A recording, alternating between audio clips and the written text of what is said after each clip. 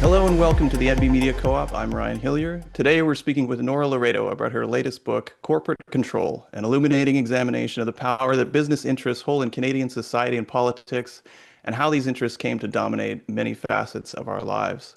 Nora is a writer, journalist, and podcast producer. She's the editor at the Canadian Association of Labor Media and the co-host of the popular political podcast Sandy and Nora Talk Politics and the Daily News. Nora is the author of 5 nonfiction books and writes for magazine and online publications in Canada and the US. Her 2021 book, Spin Doctors, was shortlisted for the 2022 Mavis Gallant Prize for Nonfiction. Nora, thanks for joining us and welcome back to the NB Media Co-op. Thanks. I'm happy to be here. Yeah, so I wanted to start by getting you to set the scene for us and give us the context for this book that you laid out in the previous volume, The Social Safety Net, in the series, the establishment of the welfare state, All of and it. then the evolution of this corporate control over that state that you examine in this volume. Yeah. So, I mean, I had just been off of writing Spin Doctors, and Spin Doctors w was huge. I mean, it was like huge, not as in like an amazing success. It should have been, but it wasn't. It was a giant book. It was 135,000 words, and I was writing for Fernwood Publishing, which is an amazing independent publisher in Canada, and and I was like pushing on this, like we need to tell the full story. It's going to be long, whatever. As that's like come out and pandemic restrictions loosen and I'm traveling a little bit more, I get in a conversation with this guy who I had tried to publish with years earlier and it didn't work out. And I'm like, we just need to talk about the state of things in this country. And he's like, totally. And I'm in Edmonton and I'm writing down like how to do it. And I'm like, okay, here's the thing. It's gonna be bigger than my last book. And he's like, no. Because it's such a big story to tell. And so when I was able to convince Durdurn, although it didn't take very much convincing, like God bless them, to let me do a series, it was like kind of an obvious thing to talk about democracy, an obvious thing to talk about corporations. But then it was like, how do you start telling that story? And that's how the social safety net came about. So it was like we have an affordability crisis, we have a profits crisis, as in there's too many profits. And we need to kind of, set the table for what Canada is and what Canadians understand Canada to be. And that passed through talking about the social safety net, which was really fun to write about, really depressing to write about as well. And at the end of that book, there's like this, and here's the path forward. This is all we need to do. Here's the reform path forward, which is just going to keep us spinning, but will make things a little bit better. Here's the revolutionary path forward. The end. Then I get to write corporate control, and it's like there's no solutions in this one. There's no solutions other than the corporations have way too much power. And in that sense, the solutions are obvious and easy and should be clear enough to people reading it. But this was the book where I was really able to dive into what happened from the Canada of 1900 until 1979, where everything that we were doing was in the service of building a nation that could stand on its own 2 feet away from Mother England. And there's racist reasons for doing that. There are colonial reasons for doing that. We were not at all unique in the world. We're following global trends. And then everything changes in 1978, 79, 80, 81. And we see this incredible shift, this revolutionary shift of our economy. And 40 years later, every single problem that we have goes back to that revolutionary shift. And so I set out to talk about the things that have been rendered invisible or have been obscured by facts or not being obscured by people giving different facts or not talking about it at all, and allowing people to see, oh, like it is a joke that Canada's 3 oil companies in a trench coat, but the joke comes from somewhere. Like Mm. all good jokes, it's like pretty true. And not only do we sense it's true, here's how. And I tried to lay that out. Yeah, I think it has the best elements of a good history book. It has the best elements of an economics lecture, a manifesto in some ways. But I want to get into the kind of the some of the main points that you hit. You kind of draw on these two royal commissions that were created under Pierre Trudeau's Liberal government, the Royal Commission on Corporate Concentration and the Royal Commission on the Economic Union and Development Prospects for Canada, also known as Yeah. the Macdonald Commission. Yeah. So what were the findings of those commissions, and like what were their recommendations, and were they implemented? Right. And that's also like the other Macdonald Commission, because lefties will remember the Macdonald Commission that investigated the infiltration of the RCMP in the Communist Party, which happened at the same time. Because, at one point, everyone in this country was named McDonald, right? So these are two very different commissions. And even though they happen not long after each other, I think there's 6 years between the two of them, the economic forces have really changed in the world and things are different. So the first commission that you mentioned on corporate concentration is so amazing. It's so fascinating. I absolutely love this. You have the situation where um, a company is going to merge with another company. Argus, which is owned by the Black family. People will know Conrad Black, right? His father owns Argus, and they're going to merge with Power Corp. Which is owned by the Desmarais family, and they're like still the richest people in this country, maybe third richest people in this country. And Desmarais and Power Corp own like a ton of different industries. Their money is mostly in power, but they've amassed over decades, like this pretty important empire, and so too has Argus. And I explain all of these kind of things in the book, and I'm saying this to you right now. And I'm like, Christ, I haven't even thought about this in like 10 months. Like, is it even Argus? Yeah, that's right. Um, Yeah, you're but right. but it would have created a concentration within the corporate world that Canadians were uncomfortable with, because Canadians were really like they benefited from free market capitalism in a social democratic system, right? So Canadians understood that, oh, for capitalism to work, you need all of these like market stalls, and they're all competing against each other, and the market stalls are going to come up with the best price because that's how capitalism is supposed to work. And so, in particular, what really worried politicians was that Argus owned a bunch of media outlets, and so did Power Corp. And the merger would have concentrated media as well as other really important industries. So they have this Royal Commission, and I just love this so much. The commission's like, you know what? Actually, this is good. This is actually good. This is efficient to do mergers, and we should be promoting the convergence of corporations in this country. This is actually totally, totally good. Which, I mean, is kind of an amazing thing for the commission to determine, but it sets the stage for how people are thinking about economics, right? So if you go back 100 years earlier, and the people who are thinking about economics, notably, the politicians, Johnny MacDonald and mostly the Conservative Party of the late 1800s, like they're thinking about, we gotta build stuff for Canada. Like we gotta build stuff to feed Canadians. We've got to build stuff to transport Canadians and transport goods, and we're doing all of this in the name of colonialism. But we still got to build it. We still have to make something. And here you have 100 years later, the politicians saying, actually, you know what? Like it actually is good for us to have as big corporations as possible, so that we can, start to mess around a little bit more in the international markets, the international business world. So that it doesn't, I mean, these commissions don't do anything, right? Like at the end of the day, it's more of a temperature taking, which is why I think they're so interesting. But a couple of years later, there's another commission, the Macdonald Commission, which really takes the temperature of Canadians and the economy and their future. And I mean, I read the whole thing. It's like 1,200 pages. You all should read it. It is so fun to read, and it is really remarkable because there's stuff like, like climate change is really in people's minds, and they're really worried about climate change. And there's some pretty progressive recommendations on that. They recommend abolishing the Senate for, I mean, obvious reasons. But the big recommendation that comes out of the Macdonald Commission is free trade. And you can go through Library and Archives Canada to see some of the submissions to the Macdonald Commission, for especially the corporate submissions, for why free trade was emerging as an interesting idea.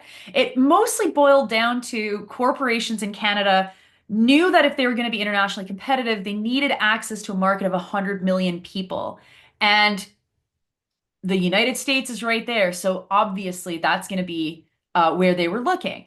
And it was a huge commission. I mean, they had panels all over Canada. They had thousands of submissions. It wasn't just corporations, of course, that had participated. There were not-for-profits and social movement organizations and individuals, and they did 2 rounds of consultations. And in the end, because it was started by Trudeau and Mulroney was elected by the time it was finished, Mulroney was like, yeah, I'm not really going to pay too much attention to this. And he doesn't actually impose any of the recommendations of the commission, except free trade lingers as this idea that, of course, becomes Mulroney's biggest issue. Mm. Yeah, and I mean the free trade agreement definitely changed. Well, you had Brian Mulroney's conservative government, and then Jean Chrétien kind of took that to the next level. It definitely changed the nature of Canada's relationship with the U.S. and the rest of the world.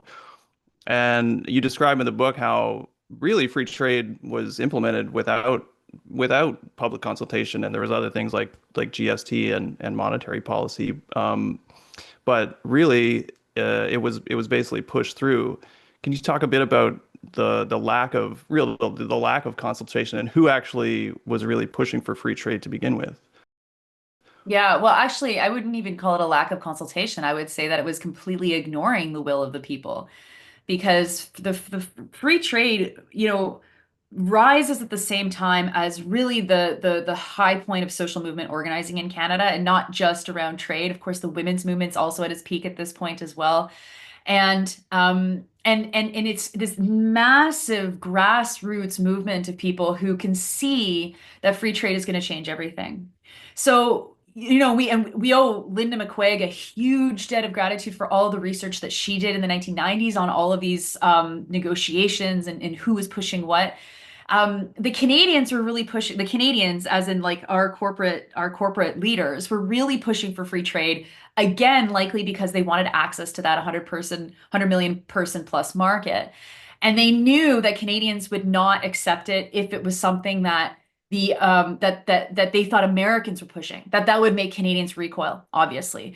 And so they had the task of trying to find Canadian reasons and explanations and defenses for free trade that a Canadian would go, oh, maybe I can accept that. And they pushed them a lot through the 1980s and into the 1990s. But ultimately, Canadians never voted for free trade. Not in that we didn't get a referendum and we didn't get a vote, but we never voted for a party that also was pro free trade.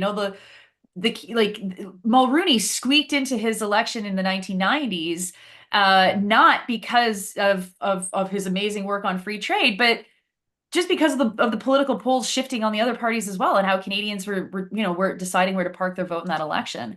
So it gets kind of passed as this controversial thing that Canadians didn't really want, and then more than that, through groups like the Action Canada Network, we're really, really, really, really struggling against. And Mm. it's actually so fascinating because all of that history has been erased. You know, like certainly as we're talking about free trade right now, I mean, we're in a completely different paradigm, and it's hard to even put those two things together, I think, and we don't have the media space to do that because people like me don't get allowed to talk about that in mainstream media. Mm. Fine. But there there was a clear understanding that this was going to decimate jobs. Mm. And even looking back at, like, the 20th anniversary of the free trade agreement, or the 20th anniversary of NAFTA or whatever, and I quote a lot of these people in the book, who are like, all of the hysterics around this would be the end of the world never came to pass, because actually our economy grew stronger, prices fell for a lot of goods, and Canadians were better off. And it's like, you can for sure make those arguments without lying, right? You can for sure look at data to make those arguments. But it's like, but what was it better off? I mean, you and I are probably the same age. Like, we living under the shadow of my dad's job is about to go and I'm moving across Canada, like, Mm. so fundamentally marked the millennial generation in a real psychologically deep way. I don't get into this in the book. I actually wrote this after, and it's like, maybe I'll write more about this later on.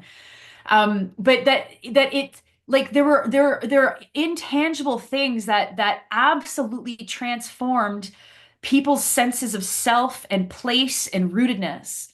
Mm. And the number of people whose, like, life was upheaved when they were forced to move in grade 6, or when their father was laid off and he became, like, a bum in the basement that can get another job, or or when both parents were laid off. I mean, I can remember in my tiny my entire class was my entire grade was 16 kids in my elementary school.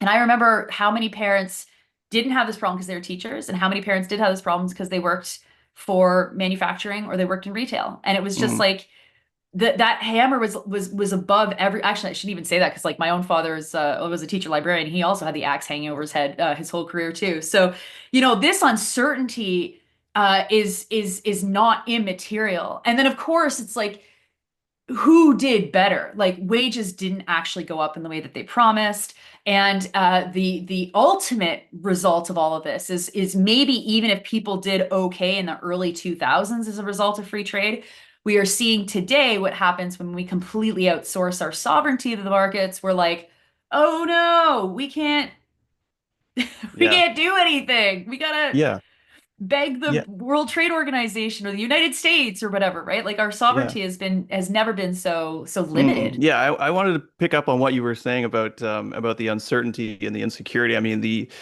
free trade, when you look at it, I think in retrospect, it really was more about the mobility of capital and not. And there's two parts of that, right? There's the mobility of capital to move across borders, and then there's labor mobility, which is also very in vogue right now.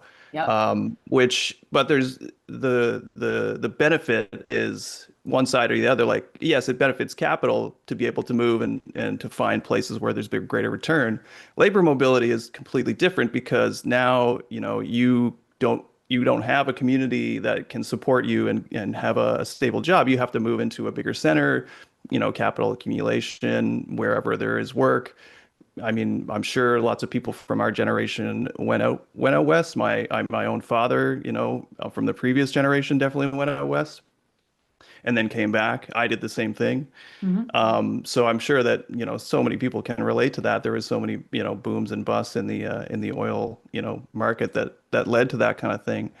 Um, but maybe moving on to crown corporations. This is Yeah. something that I think, is so integral to that part of history, the Mulroney era, the Chrétien era, the crown corporations, which have played such a big role in shaping kind of Canadians' self-perception, the Yeah. national identity that's so integral, and we see such a different picture now. You give the example in the book of the Polymer Corporation in Sarnia, which was this massive investment by the government during the Second World War, Hmm. which resulted in Sarnia having the highest number of PhDs in Crazy. 1960 Yeah. in Canada. So maybe can you go over the rise of some of these corporations and the privatization of some of them in the post-war era? Yes, the whole question of crown corporations is so interesting because we sometimes we fall into paradigms like, they are bad if you're on the right, they are bad because they're state corporations and that's communism, or, those of us on the left are like everything should be crowns, right? Crown corporations in Canada have never been to serve a left-wing purpose. And I think it's really, really important for us to understand that, right? There was never there was never the conception of the CCF. This is why we want a nationally owned thing. And then that was put into action by like C.D. Howe, right, during World War II. But what they did understand was that there needed to be control over certain industries, and polymer and the rubber industry or the petrochemical industry is such a great example of this because at the time in the war, we were relying on Japan for rubber. We're at war with Japan, and the global rubber supply is threatened because of the war. And so Canada's like, look, like we're not even sure that synthetic rubber is commercially viable, but we're going to create a crown corporation and we're going to bring in the experts from the petrochemical companies so that they don't fight each other and they can actually run this corporation. And maybe we'll be able to replace our supply of natural rubber, right? And that's how you get Chemical Valley and Sarnia. As with everything in Canada, the flip side is environmental racism and the horrific effects of Chemical Valley on Aamjiwnaang First Nation, with the especially till this day benzene quantities in the air that are catastrophically high. But the government controlled this so that it was created for the purpose of having having petrochemicals, which we needed. That was the era of petrochemical development, right? And that was just one example of, I think that they created something like 17 in manufacturing and 13 or something oversight consortium crown corporations during World War II. And all of them were done under in the understanding that the federal government needed to have a hand in the market. And the hand of the market, like in some cases, was significant. Certainly in the petrochemical industry, it was significant. In some cases, it was less significant. But just being able to have a presence in that industry allowed to drive certain priorities. And certainly, when we think of like the crowning crown example is really the CN, right? Canadian National Railway. Um, CN at one point, I think, employed something like 10% of all Canadians, like just such a massive company that you do not want to leave in the hands of shareholders because they will not make the same decisions that the government will make if that many people rely on those jobs to feed their families. Like there's a really easy and obvious trade-off. And so Canada has always had these crown corporations because of things like our geography sucks, our country's too big. It is not, you cannot turn a profit delivering mail to Iqaluit. You cannot deliver profit running flights between Regina and La Ronge. Like it's just, you just can't, right? Unless you turn that over to the market. And then the market's like, well, we can make a profit running flights from Timmins to Attawapiskat because it's all diamond mining stuff. So sure, right? And then all of a sudden it's industry that's making those decisions and it has nothing to do with what the people need and the patterns of the people that will rely on these kinds of networks. So the crowns become an integral role in our economy, regardless of how big or how small they are. And even before the end of World War II, C.D. Howe and the ministry that's overseeing all of this stuff starts to privatize crowns. And what is so interesting about the privatization of these public corporations is that they then enrich other people to become the new capitalists in Canada. And so my favorite example of this is oh my gosh, what's it called? One of the crown corporations, which was actually the manufacturing wing of the National Research Council, the NRC, Research Enterprises or something it was called like that. And so this makes sense, right? So we have a National Research Council of Canada, they're doing research, and then you want to commercialize some of that research, keep it in a crown because commercialization is bumpy. It's not even. Sometimes something is not at all commercializable until you try certain things, then all of a sudden it is. So they have this research industries. And one of the things that it cranks out a lot of are scopes for the war, like vision things, right? Um, Federal government's like, we won't need that. You got the CCF being like, I bet you someday we'll use radar to land a plane, right? No, we're going to privatize this. We're going to sell most of it off for a song plus a guaranteed contract with defense to a family called Rogers. And Yeah. Rogers Majestic Radios or whatever they were called becomes the powerhouse Rogers Communication. And you can look at that with every one of the privatizations from CN to Air Canada to Petro-Canada. All of these things happen and they make tremendous amounts of money for the private sector. And it just pulls more and more money and control from the federal government out of our economy. Yeah, I mean, in preparation to talk to you, I read Stevie Cameron's On the Take, Yeah. which I mean is just a brutal takedown of every single corrupt action of the Mulroney government in the Mulroney years. I mean, it is really stunning, and especially when you get to the part about privatization of crown corporations, because the figures are just staggering. You know, the figures around what the crown corporations were able to accomplish and the number of people they employed, and so on and so forth, and then the amount of money that was basically ripped out of the hands of the Canadian public. So really stunning. There's so much, there's so much in that book that Yeah. I kept thinking about when I was going through your book. But let's jump into housing, because this is such a huge issue right now. The Yeah. financialization of housing, so prevalent, and it gets a great analysis in your book. You describe how the government used to tackle housing shortages through national housing programs, and later crown corporations, of course, like the Central Mortgage and Housing Corporation, which still exists, Mhm. perhaps it's a little different now. You can Little explain different that. But now. Yeah. yeah, we hear a lot from the liberals today now about getting the government back into the business of building homes. Excuse me. Mhm. So can you just talk a little bit about the evolution of housing policy from, yeah, the war era into this neoliberal era? Yeah, well, just like any other aspect that government was trying to grapple with in the 1960s, coming out of World War II, there was a massive housing crisis. And the housing crisis, it wasn't just related to people coming home from the war. It was also just that housing was old. Like, I have the stats in the book, just how many houses were still heated by coke, which is just a horrible way to heat a house, a coke and coal. How many houses didn't have indoor plumbing, this kind of thing. And by the end of the 1940s, families were living in tents because there just wasn't enough affordable housing or housing at all. And so the federal government, and this is where, you have to give a lot of credit to the radical movements at the time and their political expression, the CCF.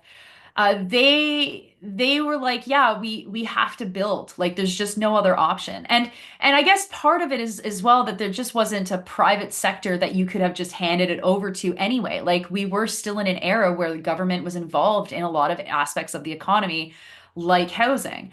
And there was also a complete mental difference pre 1980 of the role of housing. Like, housing was still seen as something that people need. It wasn't commodified in the way that it was now. And actually, I quote a couple of people from a housing conference in like 1980 saying, like, could you imagine we commodified this? Like, that would be insane. We can't do that. We can't allow this to happen. Of course, we allow this to happen and then some. So the federal government seeing this housing crisis is like, we are going to build housing, and they do it in a couple of different ways. They both build housing that people rent from them directly, and then they start building housing that people could buy from them directly. And they build so many units that, like, I think in 1976, of all the housing that was built in Canada, the majority of it was built by the federal government. Like, it's kind of nuts.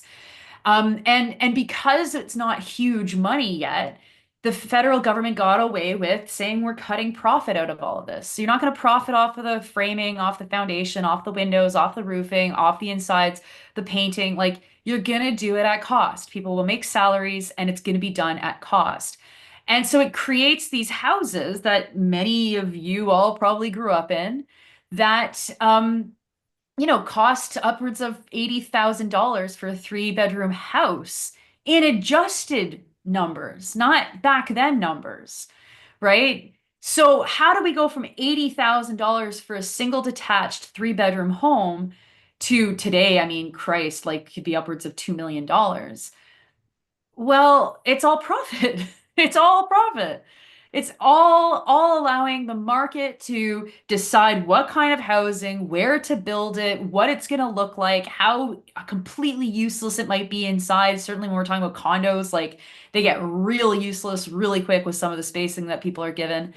And the federal government washes its hands of its housing responsibilities. CMHC, as you say, continues to exist. They backstop mortgages in Canada. So they just make sure that the financing can be there. So there's not a crash.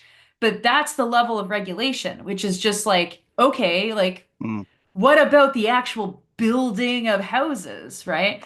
Which is why yeah. the whole, like, argument as it stands right now is just so ridiculous, because it's like, it's demand, it's supply, there's more people here than we can accept. There's no, and it's just like, shut up. No, what it is there's no planning. There's no Yep. planning.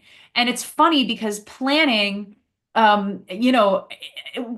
is not a left-wing thing. I mean, planning is something all parties did at some point to imagine what they want Canada to look like. But a planned economy and a planned understanding of humans and their movement and their work and their that is a deeply left-wing thing. And there's no conversation of planning anything at all anymore. Like, God bless the few social planning councils that still exist in this country, and they can trace their roots right back to, like, the League for Social Reconstruction in the 1930s, right? It's incredible. Mm, But we don't plan things anymore because we don't control them anymore. yeah. Yeah, I would say that the closest you would get to that is maybe on some municipal governments Yeah. that level. But Yep. Yeah, and I mean, going to your point about the CMHC, I mean, the even the insurance part, I don't think it's greatly reduced because there was basically, I think 2020, 2021, when there was that huge boom in housing prices, there was a total divergence of who was insuring mortgages, and you can see it on a chart. They CBC actually did a story on it in 2021 or 2022 where it just totally diverged. And so Mhm. CMHC isn't even the major insurer of mortgages anymore. Well, Um, I think they're doing like the more risky mortgages, right? yeah, But then the question of riskiness really has changed because yeah, the idea that it's not risky to put 5% down on a 30-year mortgage is like insanity. That's the yeah, definition of risky. But that yeah, I think is no longer considered a risky mortgage. I think it's like if you get even under that 5%, then all of a sudden CMHC jumps in. yeah, yeah. There's one other thing I would highlight with regard to the financialization. This is just kind of in complement to the what you discuss in the book is there was a total distortion of how we think about GDP and how we think about the productive nature of the economy. Um, because it used to be that housing was considered a cost. It was like an intermediate input, like up until 1993. In 93, there was something called the United Nations System of National Accounts, which is how governments would have statistics agencies, account for everything in the economy and what's productive and what's a cost and whatnot. And things like banking costs and financial services and whatnot used to be just an intermediate input. And that was in 1953, that was standardized. And then there was changes in 68 or something. But anyway, in 1993, there was a major change in how GDP was calculated. And this was kind of at Mm, the behest of institutional powers like OECD and the European Union, the IMF, the World Bank, these kind of formerly colonial powers, a lot of wealth and whatnot. They basically shifted the definition in the system of national accounts to put financial services, interest payments, and even bank deposits on the productive side of the GDP calculation. right. So it completely changed how we think about what is productive in the economy. So now everything that the bank does is good. Yeah. Everything, if we grow, all these, interest payments and all that stuff, all that is a product, right? And it totally distorts how we're thinking about GDP. So then you see politicians come out and say like, "Oh, the GDP has grown," but it really is a total change. So I just wanted to highlight that. That was in a book called The Financialization of GDP by a Mm, guy named Jacob Assa, he works for the UN. right. But yeah, I just wanted to highlight that because I think that's just such important detail that I haven't seen a lot of coverage on. Well, and But also like yeah, it also explains too why in the era of neoliberalism in Canada, why the financial sector becomes so important, right? So we have this situation where okay, so our manufacturing finally, even if we have a market of 100 million people, we can't compete with cheaper goods from other parts of the world, which they identified back then, but here we are witnessing in real time. And so it pushes Canada's economy to do two things. One is to go back to basics and just do natural resources because no one can compete with us on that. And to pour all of our productivity into the financial markets. And so that's the banks, that's insurance, right? And that's financializing every single thing that we can financialize, which then of course becomes housing. And so housing, insurance, and the banks together, I mean, these are the most profitable, like mind-blowingly profitable sectors of the Canadian economy. In fact, oil and gas doesn't even come close to the financial sectors. But then oil and gas is after that, and then it's like Dollarama or something, right? So it's like when we're talking about productivity, again, yeah, like you can show that there's all this money in Canada's economy, and the economy is very strong and it's doing very well, and things keep growing or whatever. mm, But it's all completely fake, which is why when you look at research and development measures of productivity, we're at the bottom of the OECD. yeah. Like it's nuts. Yeah, and yeah, that's would take me into another point, like about you discuss in the book the staple theory Yeah. of raw materials, which is basically posits that raw materials and raw materials export is like the basis for the wealth pyramid, and so um, we establish that and then everyone will benefit. Yeah, But obviously, that is not really the case. We have, there's the establishment of control over raw materials and then the monopolization and the exclusion, really, of most people from the benefits of that. totally. Indigenous nations obviously being one of the primary ones. Um, yeah, I wanted to maybe we'll jump into that. Like I had a note here that I'm trying to find. Yeah, you have a quote in here. You quote Thomas Gunton in this section about staple theory, and it says, if First Nations are integral to the extraction of the staples, such as in the fur trade, they may receive some benefit from the staple economy, and may and some are the primary words Yep. there. If there are obstacles to stable development, First Nations are more likely to be excluded and potentially harmed to the degree that their traditional economic activities are negatively impacted by staple extraction. Um, so yeah, maybe let's talk a little bit about that. Like, can you talk about the establishment of Canada, the colonial roots, and the dispossession and imposition of these kind of capitalist arrangements on Indigenous nations? Yeah, I mean that's the thread that runs throughout everything. And I spend a lot of time in the first book talking about how how it's really important to see social services as being something that was critical to building the nation and building the white Christian nation, which is why, we can be at the same time proud that we have a public healthcare system, but then also look at all of the unbelievable medical inequities that exist within the healthcare system, and not just inequities, but that the healthcare system has been used to cause harm. And so when you move into the economy, I mean, it becomes it's just as obvious, but in a different way, which is, of course, when I've already talked about Chemical Valley and Amjinang First Nation bearing the brunt of that. There is no shortage of examples. In fact, every single First Nation in this country is got some proximity to Canada wanting them out of the way to do certain levels of exploitation of whatever traditional lands, traditional like watersheds that are attached to traditional lands, or whatever's underneath the First Nation. Uh, and so this is, and I'm not even to say nothing about, the Arctic and the Inuit people who, of course, are just, moved by the federal government, just move. As population settlement priorities change, as, asserting Arctic sovereignty changes and all this kind of thing. So, like understanding that the colonial economy in Canada, it runs really, really, really deep. And when we joined this global rush to integrate our economies around the world, we also joined with other economies doing the same thing with people in their own countries in similar situations, right? And and when we got out of manufacturing, we really put the nail in the coffin on imagining any kind of industries that could be developed.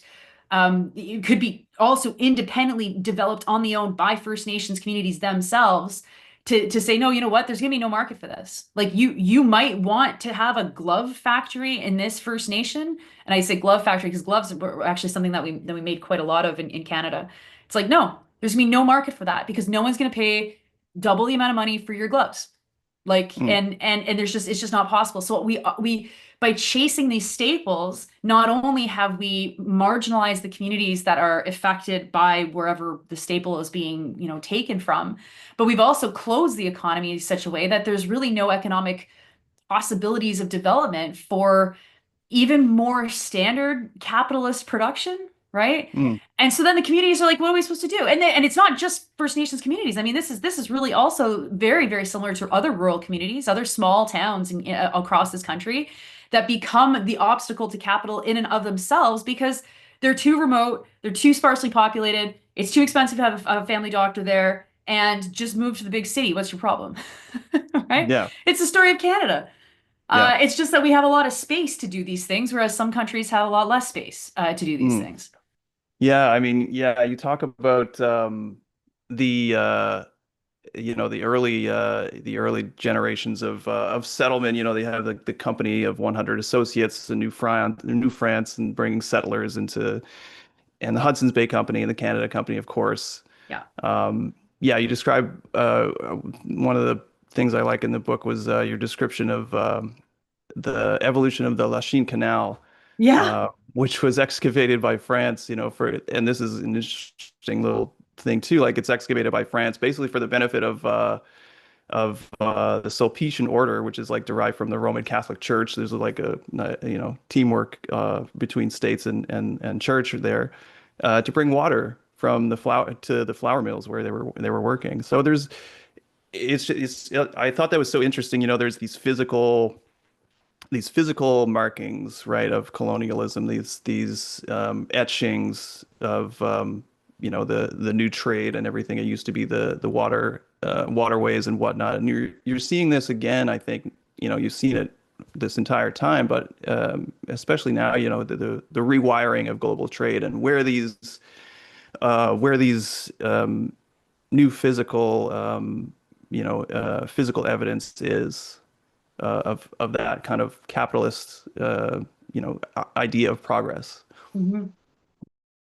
Oh my Yeah. God, totally. And then also how disconnected we are from it. Hmm. Because the whole point that like mentioning the Lachine Canal is interesting because it's it's called and it like rightly is called like the cradle of civilization in Canada in terms of like the modern economies and mention a flour mill. Anything that needed hydropower was built along the canal to be able to run its stuff. And I think one of the examples was like factories along the Lachine Canal allowed us to get off of British nails. We were able to produce our own nails in Canada, right? Hmm. Um, to this day, like even access to these waterfront spaces remains restricted. We don't have the ability to be on our own waterfront often. I was in like when I was last in St. John, I was shocked at how little access people had to the water. It was like I'm crawling across rocks to see almost nothing because it's all completely industrial use anyway. So it's like, oh, cool, sweet. There's a huge barge, right? Like whatever. I see barges here too, but I do have a little bit more access to the St. Lawrence where I am. But it again reminds us that these things are not built for us Hmm. unless we take them, unless we force Hmm. ourselves to have access to them. And that's a conundrum because social movements right now are so weak that we don't have the power to force anything. And this isn't a polemic, this book, because I'm not trying to say and therefore we need to do X, Y, and Z to change the world. But I think, you can easily build a polemic from something like this and say, okay, Hmm. right, like what's the missing piece?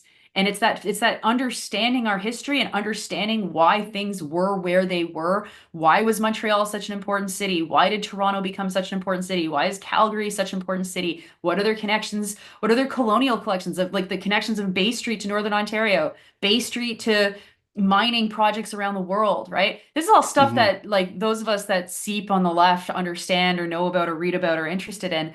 But it is important for average people to understand this stuff too, because it's all connected. And you understand that, and then you understand why Mark Carney's not going to do Yeah, anything. I think that's what was so impressed me about the book is that it's such a necessary history, in the age when we're obsessed with mythology rather than history.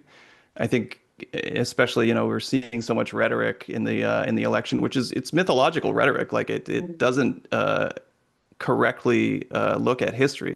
But your book is, I think, such a vital tool for recentering people's understanding of history and putting it in connecting the dots. So it Mhm. really is something that I think is super valuable. And yeah, I hope people will latch on to it and have a lot of discussions about it.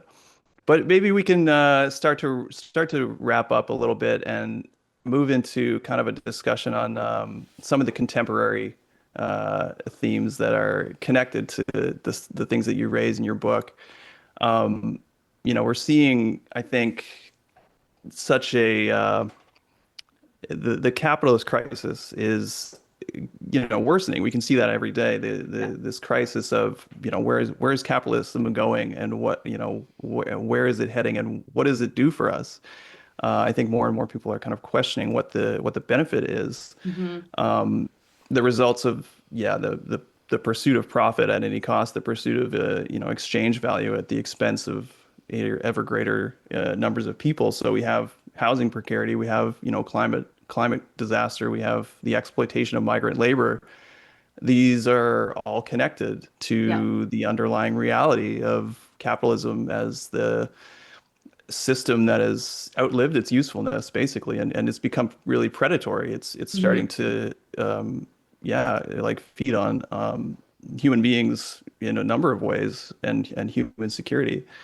Um, so how are you viewing some of the strategies that are, being talked about right now in the corporate realm as well as the political realm, and the connection between those, like the use of technology, the use of AI as a way to spur productivity. These, Yeah. these things, are these innovative solutions, or is this just, more of the same, a way for more exploitation to take place? Yeah. Well, I mean, I like the thing about capitalism is it's very slippery, and we are in a moment where it's transforming itself to meet whatever this new kind of organization of the world is, right? Like it's in many ways we can use the shorthand fascism is coming back and talk about fascism in a very popular way. Popular not as in people love it, but popular as in average people can talk about it. But we actually don't know what fascism looks like in globalized capitalism. Like this is a really interesting kind of missing piece. What is a fascist nationalist order in a world where you're globally networked, where your economy is completely globally networked? And we're seeing Donald Trump like figure out that's kind of hard to like actually mess with, right? And so in this moment of like real confusing change, we also have like a real crisis of talent. Like, the people running our government, like there's a real lack of intellectualism, a real lack of intellectualism. And Mark Carney comes out around, he's like a guy that can put together sentences and has done a PhD, and you're like, holy shit, like Yeah, that's incredible. Like that guy's, oh my God.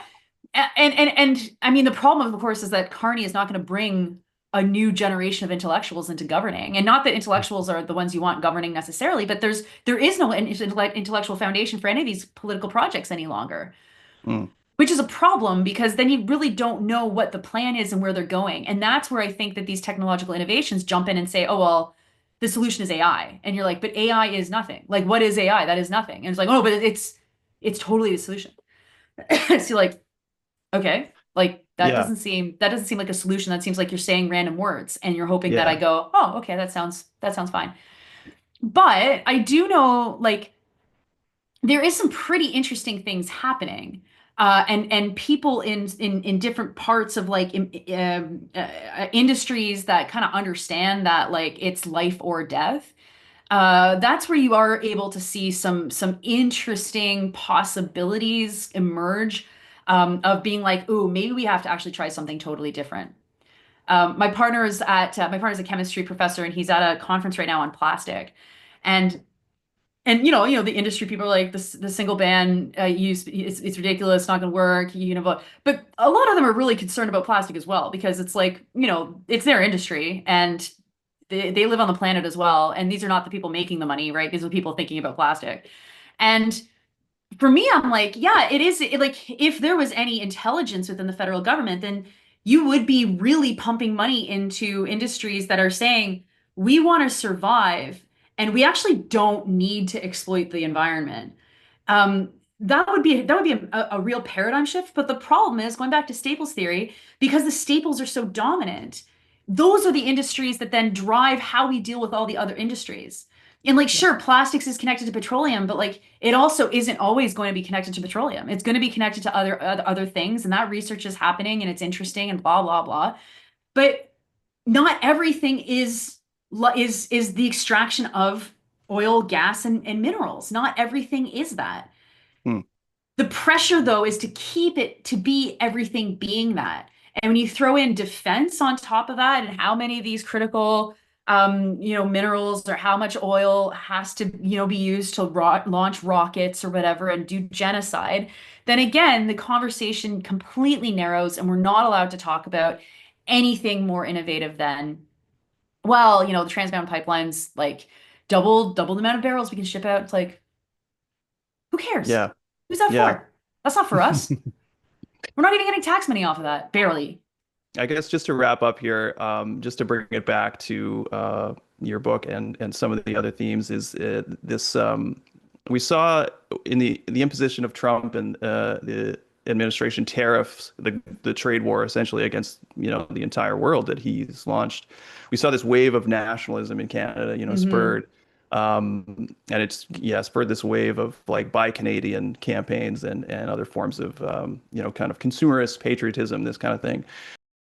Yeah. And as we know from your book and other previous examinations, much of Canada's business landscape is like heavily integrated or entirely based in the U.S. with all the profits, going to the U.S. So slapping a maple leaf on something seems to have been the most common way to convince Canadians to consume these products or services. And I just thought of the interview that Justin Trudeau gave on CNN before he just kind of unceremoniously left. He said, Canadians, the most important thing is that we're not American. And Yeah. and that was his sole, defining description of what Canadian is. Yeah. So I just wanted to kind of get your take on how does this corporate control aspect kind of fit into the trade war paradigm, and what underpins, this Canadian nationalism with all of those pillars of the post-war welfare state that we talked about, the crown corporations and all these projects don't exist anymore. And Well, you wrote a really great piece in February called "What Canadian Nationalism," which I thought was really great at exploring this. mm. The illusory nature of Canadian nationalism. And so I just want to get your thoughts on some of that. Oh yeah, I think that Canadians have a real goldfish syndrome. Maybe goldfish isn't the right thing. We live in a world that doesn't exist anymore, and we really don't have the words to talk about that. Part of it is media refuses to talk about it. Media is actually the group that pushes the idea that we still have a strong healthcare system. We still have all of those pillars. And so if you imagine the pillars of society have created this mythology of what it is to be Canadian, I mean, the pillars are gone, but the mythology stays. And so, of course, in a world where we are so dominated by corporations, that Canadian identity and pride is expressed through purchasing and through businesses and this ridiculousness. Even though like people no one thinks Tim Hortons is Canadian any longer, but I think that we make peace with the fact that it's not because of globalization, but it still has Maple Leaf on it. It's still Tim Hortons, right? Even though it's garbage and no one wants to eat there, it's still Tim Hortons. It's still fine, right? So I think that this is one of the few things that's holding this country together. Canada is not an easy country to hold together. People in this country are actually very different, very different. Like, I mean, at one level, everyone's the same because everyone's people are people, and you know, they're the same. But the regionality in this country is so strong, and I'm really lucky to travel it all the time and see those differences and see what makes people tick and what people let people get off on in different parts of the country. And it is remarkably different. And you cannot hold this country together on myth making alone. John A. Macdonald knew that. If he thought it was only myth making that it took, he would not have built the railway, right? Uh, Somehow that history lesson has not made it to the people who are in charge today. And rather than saying, whoa, we have no project. We have no projet de société in English Canada, right? Societal project to create a Canadian identity that will unite someone from one part of the country to the other. We have nothing. And so when you have nothing, you are left with myth making because people realize we actually don't really have a whole lot to stand on. And then when you try to say, but we need to rebuild those pillars, then you're like, oh my God, though, like doing that is going to be really hard because the pillars are broken. And then you get stuck in this logic of, well, how do you make change? And the change is so slow and blah, blah, blah. So I think that this is one of the biggest crises that is facing Canada right now because it keeps getting called polarization and all of this kind of bullshit that's not what it is. It is the collapse of a cohesive national orientation towards something. And it will only get worse until there's some government pops up and says, okay, you know what, out of the goodness of our hearts, we're going to make a national project. I think it would have been interesting to see what Poilievre would have done as prime minister, because I think that the conservatives are very good at trying to do that kind of thing while destroying things. And I'm not like morbidly sad that we're not going to experience that. I'm very happy we're not experiencing that. But it would have been an interesting 4 years to see Yeah, how they would have managed. And I'm, again, maybe the conservatives did win, because we don't know yet. But we don't know.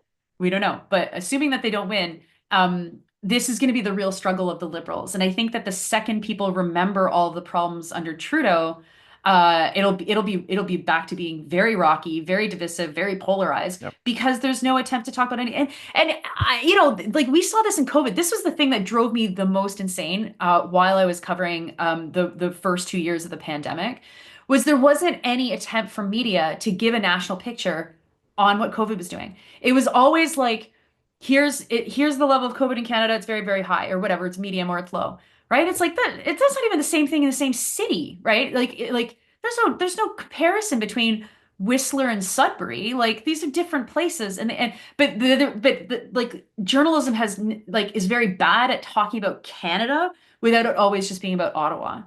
Mm, And that's just, it's, as they say, it's just going to get worse until someone has a yep. brain flash and goes, wait a minute, maybe we should stop this because we're actually sowing the seeds of our own destruction. Yeah, I mean, I think that that's a great kind of point to end on, and I want to wrap up with maybe a little more positive point, but I think you're right. I think it delivers people into what you mentioned earlier, which is this fascist framework of thinking, which is like somebody has to be the loser. Yeah. COVID was like such an important demonstration for a lot of people that how many people were ready to accept that and how many people were horrified by that. Yeah. And we haven't got we there was no closure. Like there was no closure Yep. from that. And now you're seeing the same setup, I think, with this wave of nationalism and the wave of we have to continue to extract resources at the expense. It's clearly at the expense of, indigenous nations. Yeah. And there's going to be a lot of people who just really don't care. And I think that's why they've collapsed into Carney, because Yeah. he's just an acceptable, white guy who, like you said, can string together a sentence, and he's very non-threatening. There's a breath of fresh air in the way that he talks. Yes. Yeah. There really is a breath of like fresh air. This is a guy that can think. He's very different than Justin Trudeau. The problem is that it's not about the figurehead, folks. It's about everyone Yeah. underneath. Yeah. But you know Yeah. what? It's I mean, about but the this is that like we are all also entering interesting times. I mean, this morning I dropped my kid off at school, and my kid's friends were all like up against a fence, like mobbing someone. I was like, oh, what's that? It was actually like Jean-Yves Duclos, who's a federal cabinet minister who's my MP and running for the Liberals, and it was just like the Liberal Party can be pushed. mm, They're not all evil people. yeah. Some of them for sure are. But this is again goes back to the task of, well, then we have to build the ground pressure to actually force these people into things. And Mark Carney has proven that, because I think that the net zero stuff was because there was ground pressure, global pressure to to Mm, to fight for net zero or whatever, and we can do that yeah. again. Yeah. Yeah. Well, Nora, discussion, and we've really only scratched the surface. I'm sure we could go on for a couple more hours, but we'll wrap it up here. And I always try and wrap up with people by asking, where is your optimism coming from? And where is your, kind of hope for the future coming from? Where are you finding it? I am optimistic. I mean, people are always great. Like when I say that people are all different, they're also all the same as well, and they're all great. And so I'm optimistic in that we're still alive, and not only are we alive, but our cities still kind of function, our towns still kind of function, the roads are not totally blown out. Like we can get around. And we have a tremendous base to operate from. And frankly, going from almost zero is like so full of possibilities. Like I think Yeah. that is really, really cool. We Yeah. we we really can start from scratch in a lot of situations. And I just got involved in the last year in a national research organization that was very struggling internally and on a collision course to not existing any longer. And it was really an amazing process to fix all of that and to now be in a very good spot. And so it's just like, no, no, these things are fully possible. We just Hmm. need to be working hard and be diligent and ready for hard, diligent work. Yeah, thank you very much. And thank you very much for the book. Thank you to Durdurn Press and all the team. It's really excellent. It looks like this. And it's a great read. It's small. You can fit it in your pocket. Yeah. The print is easily readable. It's just a very, very excellent look at the kind of evolution of corporatism in Canada. So, Nora Loreto, thank you so much for joining NB Media Co-op, and we hope to have you back again soon. Hey, anytime. Anytime. Thank you so much.